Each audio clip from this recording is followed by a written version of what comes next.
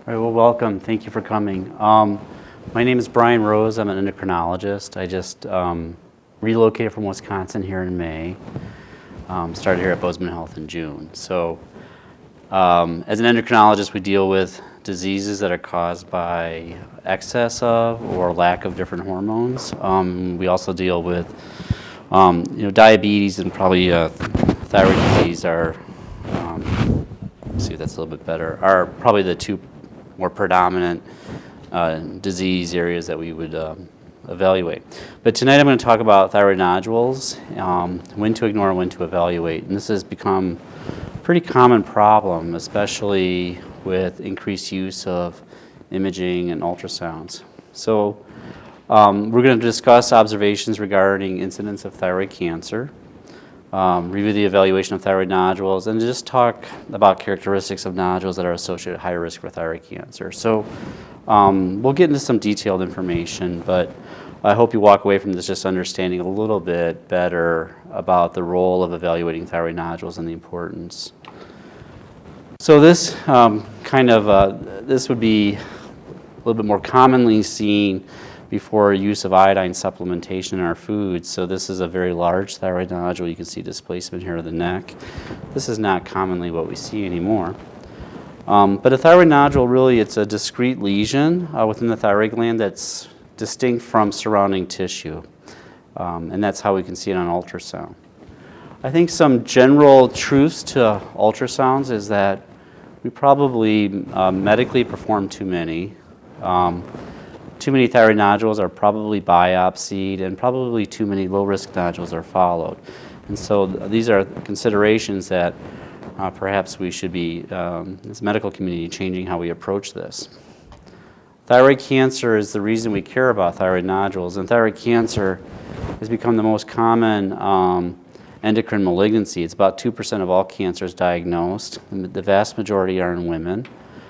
But there are implications for this beyond just health issues. So thyroid cancer diagnosis, the treatment really is a surgical disease. So underneath the thyroid glands are glands called the parathyroid glands that help regulate calcium. So one of the concerns is that if you have thyroid surgery, it could lead to hypoparathyroidism, and you need those glands to help regulate normal calcium metabolism.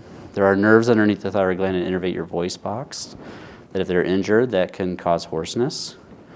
If your thyroid gland is removed, you have to have this hormone to live. So if you don't make enough thyroid hormone, it has to be replaced. There is an association that individuals that have thyroid surgery and thyroid cancer diagnosis, that there could be potentially an increased risk of bankruptcy, and there may be diminished quality of life. So it's important that when we think about diagnosing thyroid cancer, that we're diagnosing thyroid cancer that's going to have an impact on preserving quality of life in an individual or preventing problems with future risk associated with thyroid cancer. These would be the main types of thyroid cancer. Papillary thyroid cancer is far and away the most common. Follicular thyroid cancer. Hurtho cell thyroid cancer is a subtype of follicular. Anaplastic thyroid cancer is the one that we all worry about. That's where very hard to treat, rapid growth, a very high mortality rate. And medullary thyroid cancer is a little bit of a less common type of thyroid cancer.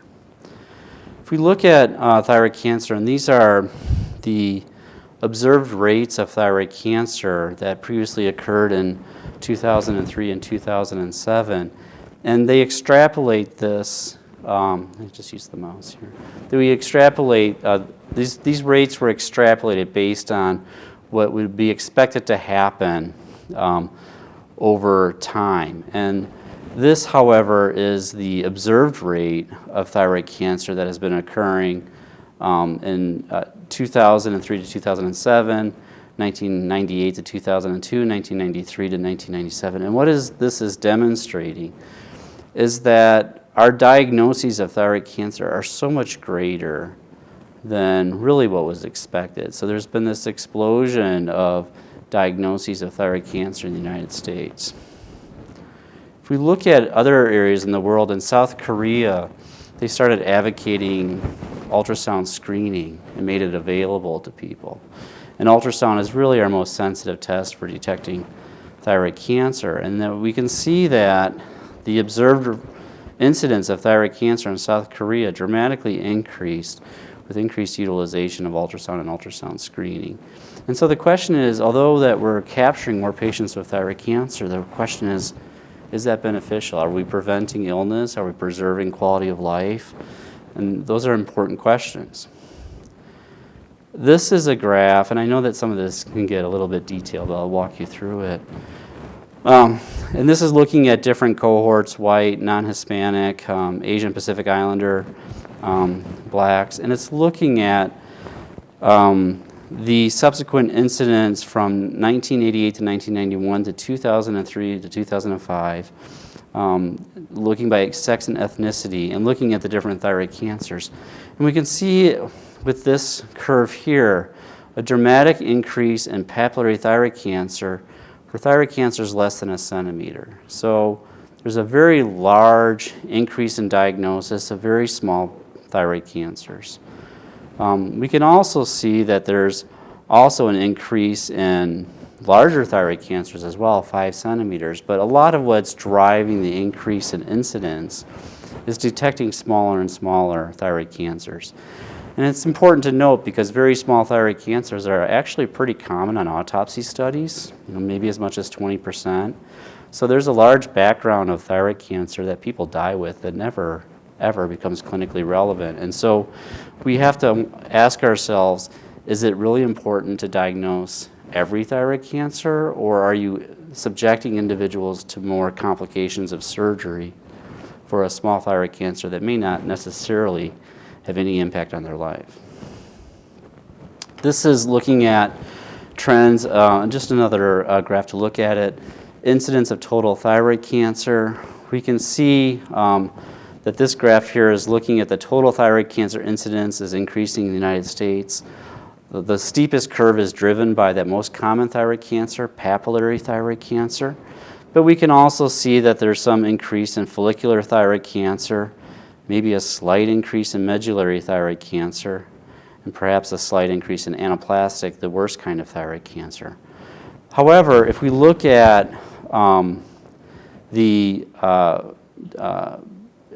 mortality rate from thyroid cancer, which is this curve here, there's a little bit increased, but not that much. So we're diagnosing a lot of thyroid cancer, but the mortality rate isn't greatly changing. So it lends the question, are we diagnosing cancers that maybe aren't that important to know about? So there's an increased incidence of thyroid cancer. It's largely driven by papillary thyroid cancer, but there's some slight increase in mortality, but not in the same degree as what we're diagnosing. So the question is, well, how should we think about this? So excessive diagnosis might explain about 50%. There are some things that do influence thyroid cancer, so that thyroid cancer may be more common with obesity. Actually, smoking may reduce the risk of thyroid cancer. Ionized radiation in children can increase the risk. Children are more vulnerable to radiation risk than adults.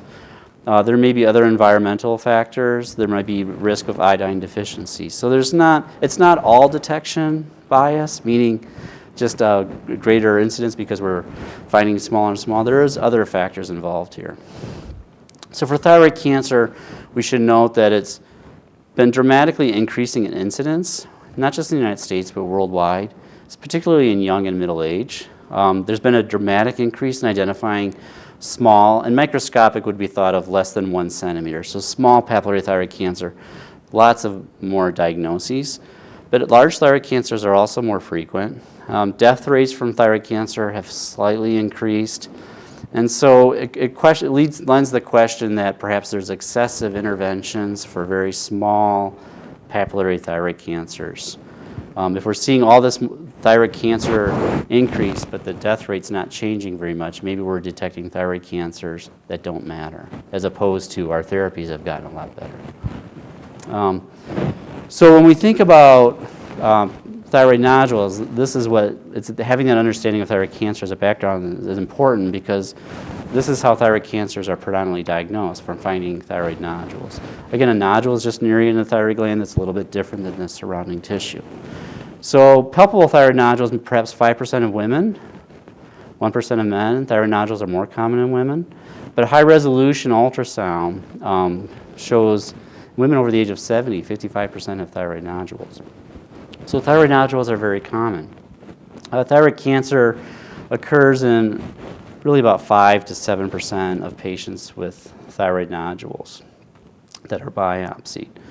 Some other things that are important to realize: non-palpable thyroid nodules your doctor or nurse practitioner or PA can't feel. Those have the same risk of cancer as the ones that you can feel. And in general, only nodules above 1 centimeter should be evaluated. Not to say you can't have a 9 millimeter thyroid cancer, but it may not be that important to know about. This is an ultrasound of the thyroid gland, at least the right side. This would be the thyroid tissue right here. This is your trachea, your windpipe. This is your carotid artery. So the ultrasound really, if you look at these for a while, it really shows good resolution of the thyroid gland. One of the questions is, when should somebody have a thyroid ultrasound? Because I think this imaging is overutilized. So if you think you feel a thyroid nodule, I think it's reasonable that you should have an ultrasound if your doctor or provider feels a nodule. If there's asymmetry to the thyroid gland, one side feels a lot bigger. Sometimes it's bigger on one side because the gland is just larger on that side, but sometimes it's bigger on one side because the whole side is a nodule. So that should be in an ultrasound. Sometimes you find the thyroid nodules in other imaging studies, like a CAT scan or a PET scan, and I thought ultrasound gives you better understanding and resolution. We'll talk about PET scans. If you have an uptake on a PET scan, which is often used for surveillance of other cancers, you might find a concerning thyroid nodule. If somebody's had external beam radiation, like for treatment for lymphomas, particularly as a child, that increases the risk of cancer. And this is a little bit controversial, but if there are multiple family members of thyroid cancer, there may be some indication for a screening ultrasound. When is the thyroid ultrasound not necessary? So if you're being evaluated for low thyroid or hypothyroidism, you don't need an ultrasound in those individuals. Those individuals need thyroid medication. Additionally, if somebody is being evaluated for being hyperthyroid, their thyroid levels are too high, those individuals would be better suited to have antibody tests to help understand whether they're hyperthyroid, or perhaps the thyroid uptake and scan, which uses iodine isotopes to understand function, but not typically an ultrasound. But I think ultrasounds are often ordered when unnecessary. And this is a study from University of Chicago saying, well, how often do we just find thyroid nodules from other studies like CT scans or other imaging studies? And they found in their series, when they reviewed it, it actually wasn't that common. They only saw it in about 0.4%. So it's not the incidental finding of thyroid nodules that's probably driving the problem. It's probably people just ordering lots of ultrasounds. So in that study, you saw some on the CT scans, some on PET scans, some on MRIs. Ultrasounds clearly are it's the test most likely to see a thyroid nodule. In this study, however, when they asked the radiologist, go back and look at all these studies, really look at the CT scan, tell me if you see a thyroid nodule. And when the radiologists were really focused on it, they saw thyroid nodules in 10% of CT scans. And a CT scan is not an uncommon way for thyroid nodules to be discovered. The other thing that's not uncommon is when somebody has a carotid ultrasound to look at their carotid arteries to see if they need to have surgery. Commonly, you might see a thyroid nodule right next to the carotid artery. So that's not an uncommon way that they're discovered as well. Another important way that thyroid nodules are discovered is a PET scan. So a PET scan uses sugar or glucose. Glucose goes to areas with a higher metabolic rate, and cancers generally use more energy or more sugar. And so a PET scan uses the sugar that's marked. You can see it with a black dot. So this is used often in surveillance for people with a past history of a cancer.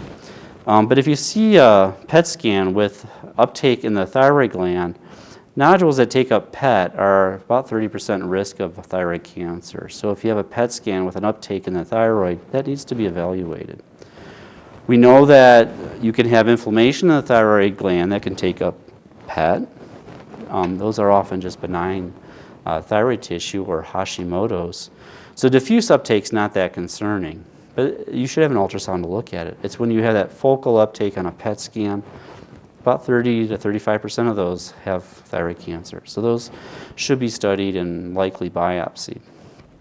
Things that would raise a concern on history: if somebody has a voice change, history of childhood radiation, if there's rapid growth of a thyroid nodule, a family history. If you feel a thyroid nodule that doesn't move when you swallow, so that would suggest it's fixed, it's growing into tissue. And also if you have thyroid nodules with palpable lymph nodes. Thyroid cancer most commonly goes into the lymph nodes underneath the thyroid and then lymph nodes to the side or the lateral neck. So having a thyroid nodule but also feeling lymph nodes raises concern for thyroid cancer. So how should if somebody has a thyroid nodule, how should they be evaluated? One, your doctor should measure a hormone called TSH, thyroid stimulating hormone, and have an ultrasound. The reason that you measure the thyroid stimulating hormone is that helps us to understand, is that individual have normal thyroid hormone levels, excess thyroid hormone levels, or a lack of thyroid hormone levels. And if you have an excess of thyroid hormone levels, as defined by a low TSH, there's an inverse relationship. TSH goes down typically when you're hyperthyroid. That if an individual is hyperthyroid and that thyroid nodule is involved in causing them to be hyperthyroid, nodules that cause you to be hyperthyroid are very unlikely to be a cancer. And I don't need to go into all the details, but there are imaging tests that would help the doctor to understand that. But a thyroid nodule workup is simple. You do a blood test to look at hormone activity, TSH, and an ultrasound. We'll just kind of skip this. So one of the aspects of thyroid ultrasound is it really helps us to get a better understanding of thyroid nodules and risk of a thyroid nodule for thyroid cancer. So there's different things that you look at on the ultrasound. Realize most thyroid nodules are benign. The vast majority are benign. But these are clues that can help increase your suspicion for a cancer. So one is size. Size in and of itself is not a great predictor of cancer, but size does help predict behavior if the nodule happens to be cancerous.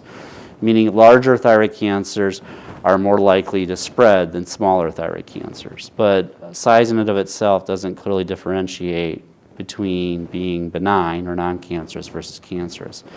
More importantly is looking at the density. Is it a density that's lower density in surrounding thyroid tissue? I think we call it hypoechoic. Looks more like a muscle density than thyroid tissue.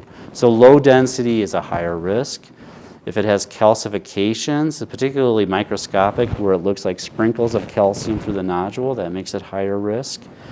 If the borders are irregular, it's a higher risk. If they're well-defined, that's more typical of benign. If there's increased vascularity, that raises concern. If there are lymph nodes surrounding the thyroid gland that are atypical, that raises concern for thyroid cancer. So ultrasound really helps us get a little bit better prediction on risk for it being benign or cancerous. So when we look at the ultrasound, it really helps us define whether it's highly suspicious, intermediate suspicion, low suspicion, very low suspicion, or benign. And so effectively, the higher the risk of the nodule, likely the lower the threshold of size that you would biopsy it. And some nodules are such low risk that a biopsy is just unnecessary because the likelihood of cancer is so low. Again, these are aspects of a nodule that would raise concern. Microcalcifications, little pieces of calcium throughout the nodule. Irregular borders, instead of just being like a balloon on cross-section, it has like little inlets on it. If it's taller than wide, and we'll just show examples of that. If it's a low density, I'll show examples of that. Absence of a halo, benign nodules often will have a black ring around them. We'll see this on ultrasound. That typically is associated with being non-cancerous. So there are different things to look at. What tends to be most helpful for predicting cancer is small calcifications, solid nodules, low density, and irregular borders. But we'll look at some examples. So this is an example of microcalcifications. It almost looks like white pieces of popcorn in the nodule here. So here's the thyroid gland right here. Your spine would be down here, your feet would be over here, head over here. So we're going from the surface of the neck downward. And the thyroid gland is very superficial, right under the skin and muscle. So here's the thyroid gland, a long view, and here's a nodule, poorly defined borders, calcifications in here. This is a high-risk thyroid nodule. So what is a very high risk? So the likelihood of cancer of this is probably at least 70 to 80%, even before you do a biopsy. So these are features that would really raise concern. This is a different, now this type of nodule is very common, and I just put this in for contrast. This is these sort of bulky, almost like popcorn-like calcifications versus these flat, bright areas, which this is more of a protein, and this is typically benign. It's just contrasting the two. This is more associated with a benign nodule. This is just another example that not everything that's bright and white is calcium. This flat brightness, this is more associated with protein. So this is not high risk here. And sometimes that could be hard to tell the difference.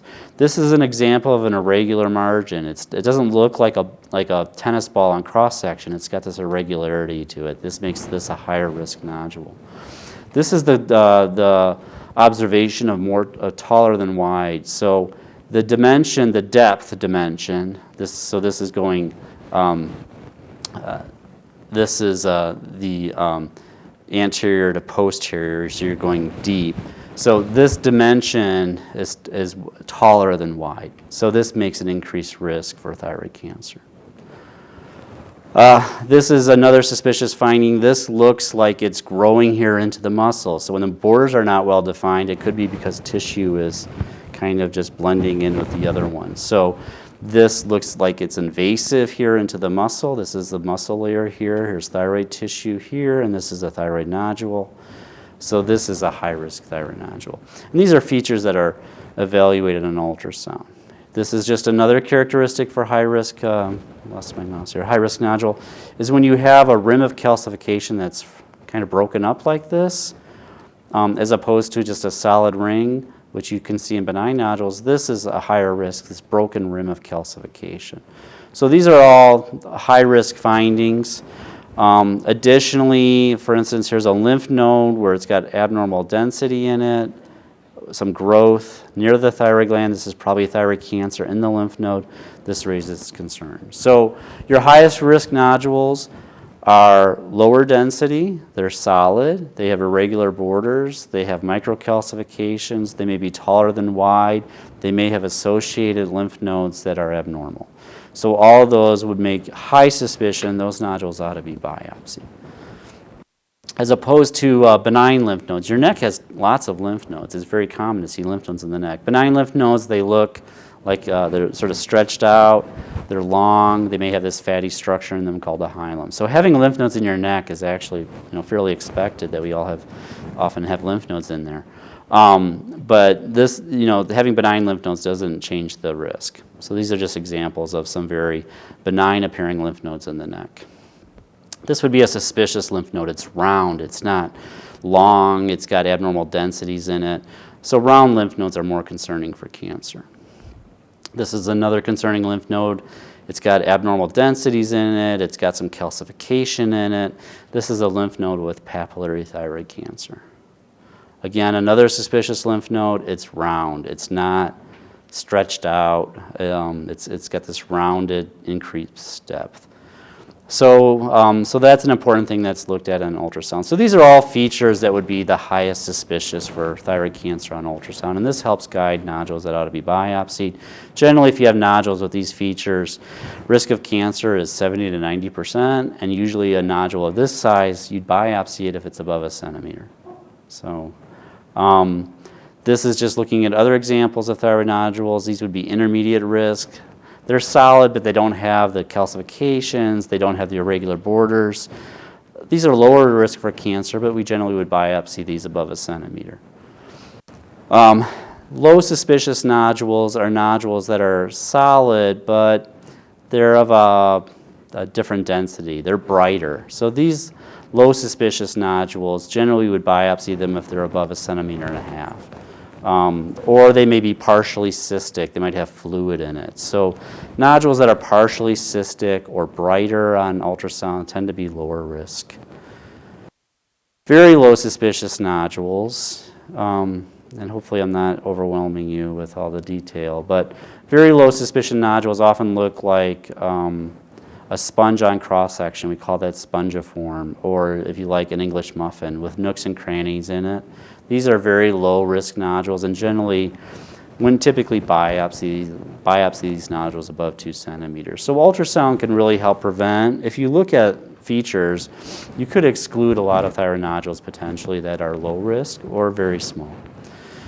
A purely cystic nodule where it just looks like a balloon on cross-section, this is all fluid in here. The wall is very smooth. The risk of this being cancerous is remote. So there's really not a reason to biopsy it unless you're trying to drain it. To make somebody, sometimes they get big and you drain them, but often they come right back. So just a pure, simple cyst, the risk of cancer is nil. We don't typically biopsy these. So again, ultrasound helps stratify our risk for a nodule. So the very lowest risk would be a simple cyst versus the highest risk, irregular borders, calcification, low density. And so that's how ultrasound should be utilized to help gauge which nodule should be biopsied. So again, we talked about the thyroid nodule evaluation. You want to go over the history, childhood radiation, hoarseness, rapid growth. What does it feel like? What's the family history? You want to do a test to evaluate the hormonal status of the thyroid, and you want to do imaging with an ultrasound. Ultrasound is better than an MRI or a CT scan to look at the thyroid gland. And you want to use these, I won't go into detail on this, but you want to use these information to help guide which nodules ought to be biopsied. So really just the TSH and the ultrasound is all you need to initially evaluate a thyroid nodule. Now, after you decide to do a biopsy, you're going to get a result, and this can be a little bit confusing. And what's hard for a patient is, you know, a lot of times when you're going through a procedure like a biopsy, you want an absolute answer. Is it benign or is it cancerous? Do I need surgery or is it fine? And a part of the problem with ultrasound thyroid needle biopsy is there are some subtypes of tissue that you'll see where you can't confidently discriminate whether it's benign or cancerous. And that's because when you do a denal biopsy, you're just pulling out some cells out of the tissue. You don't know if those cells are invading in anything. You can't see if they're going into blood vessels. You can't see if they're growing into surrounding tissue. So there are limitations to a needle biopsy to always giving a definitive result 100% of the time. Now, the needle biopsy is pretty easy to do. There's some discomfort, but it's not a surgery.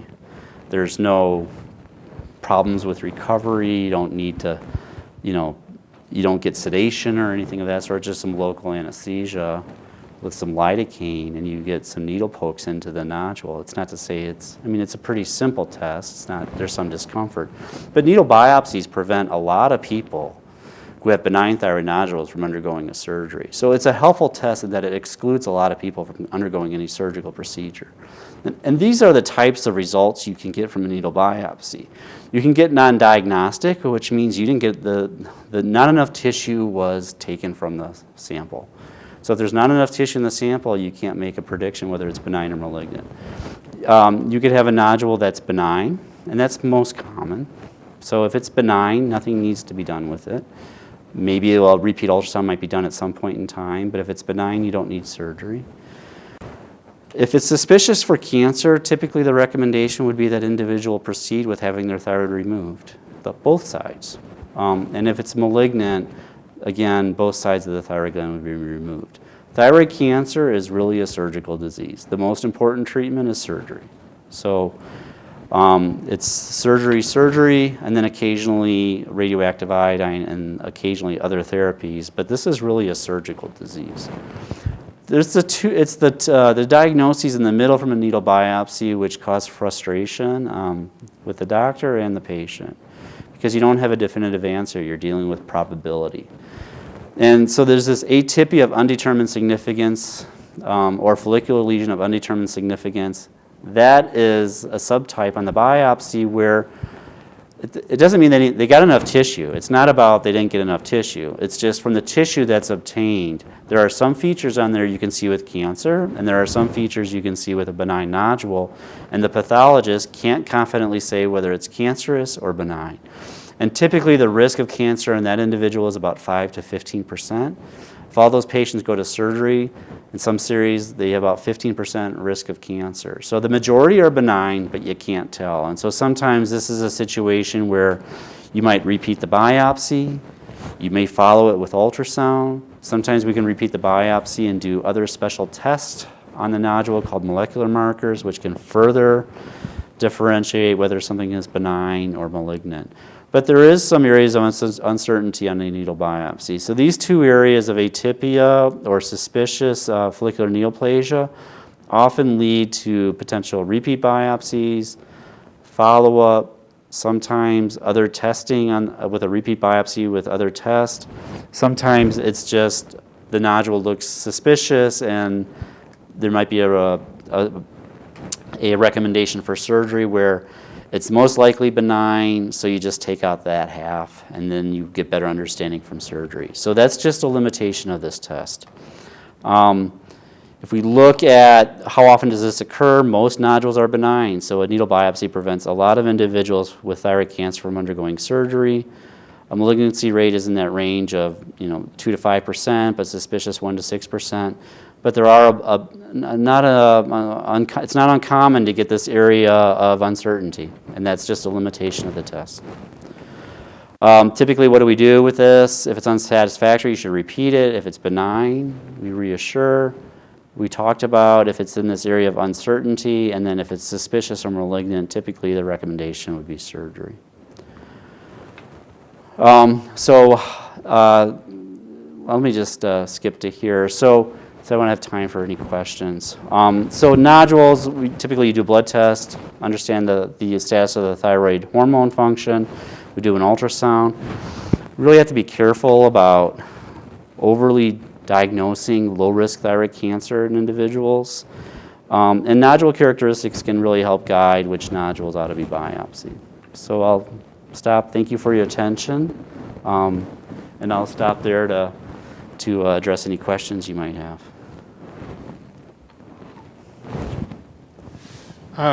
You said that ultrasound, in your opinion, is overused. Now, they use ultrasound on examining unborn babies. Is ultrasound itself troublesome? I mean, ultrasound itself is not a risk as far as there's not a radiation risk with ultrasound. It's sound waves. It doesn't cause damage. What we're using to look at ultrasound, it's not like the, ultrasound energy that might be used like to break up a kidney stone or something. So this is low energy. It doesn't damage any tissues. It doesn't cause, the ultrasound itself isn't a risk. The risk is identifying thyroid nodules and low-risk cancers and subjecting that individual to surgery that may or may not be necessary. So, but ultrasound is used in lots of different vascular areas. They use it for looking in your abdomen, gallbladder, kidneys, looking at the bladder. So it's a really helpful technology that doesn't have the radiation risk of a CT scan. It's just in the thyroid tissue, it just gives you much better resolution and better pictures than a CT scan would. Does that answer your question? Yeah.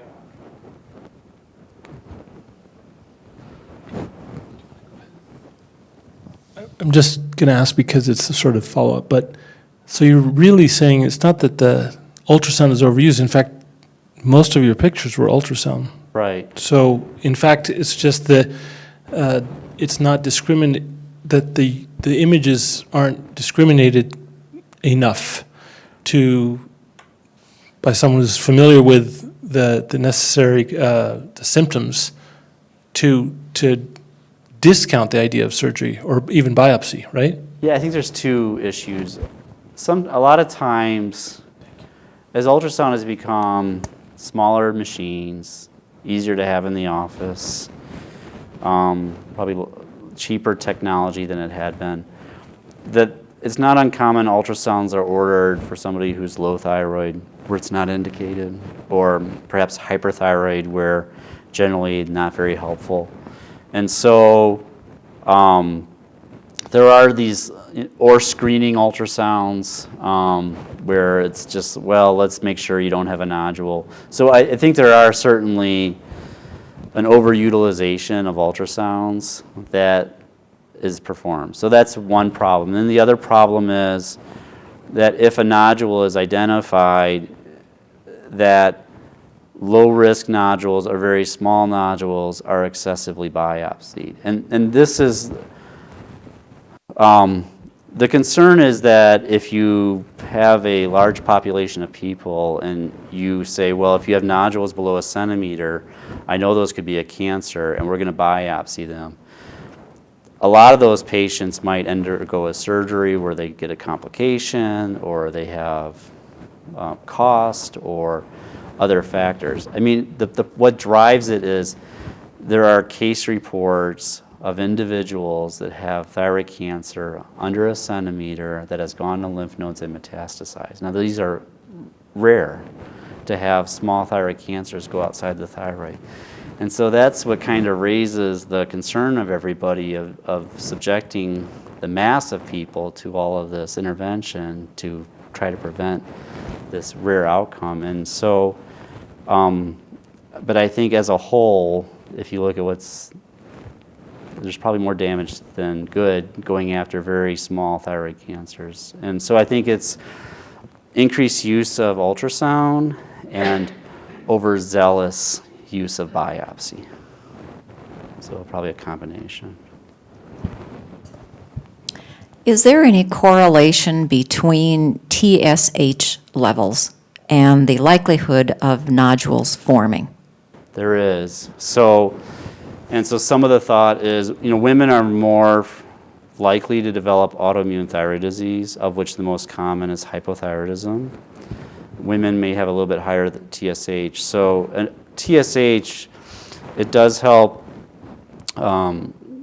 It helps the thyroid take up iodine. It helps that thyroid take that iodine and turn it into thyroid hormone, and it helps that thyroid convert or secrete that thyroid hormone into the circulation. So TSH does all those things, but TSH, thyroid stimulating hormone, also has growth properties for the thyroid. So having a higher TSH likely stimulates increased growth and increases the risk for thyroid nodules. And individuals that have thyroid nodules with a higher TSH, that also may be an increased risk for thyroid cancer in a particular nodule. So being hypothyroid may increase risk for thyroid nodule formation. That doesn't explain, most patients, their thyroid function is normal that have thyroid nodules. So I don't think I think thyroid nodules are just a very common occurrence as we get older. So, I mean, over the age of 60, I think women, it's like 50% have thyroid nodules. So it's very common part of the aging process that this occurs. I'm sorry, there's another question. Well, let me take this opportunity. This might be in the ballpark of your expertise. I have a personal theory that since factory farms are built like concentration camps, high levels of adrenaline are flowing through pigs and cows when they're slaughtered, then their meat is saturated with this adrenaline. We eat this American food and it could lead to illnesses. Now, can adrenaline get into meat flesh? And if it can it cause hyperactivity, nervousness, or worse yet, cancer? I'm not aware of, adrenaline typically comes from the nervous system or the adrenal glands. I don't have knowledge of the adrenaline content or catecholamines within factory farming. I don't have knowledge on that, so I don't know how to answer your question. So I don't know the answer to your question. I know that there's certainly other environmental risk for thyroid cancer, that when you had atomic bomb testing in Nevada and that cloud went across the United States, that one of the pioneers or really celebrated experts of thyroid cancer, Ernest Mazzaferri from Ohio State, who has since passed, that he attributed a lot of increased thyroid cancer potentially to radiation from atomic bomb testing. But I don't know the answer to your question about farming.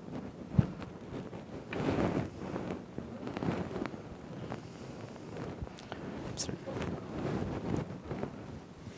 Do you use iodine to treat any thyroid problems, or are there other natural remedies that you use in your practice to treat some of these problems with? So, I mean, iodine is what you need to make thyroid hormones. So your body takes thyroid hormones, it actively sucks it in the thyroid gland to make thyroid hormones. So you need to have iodine to make thyroid hormone. Where iodine is used for treatment is that you use an isotope of iodine that's radioactive, so it emits a local energy.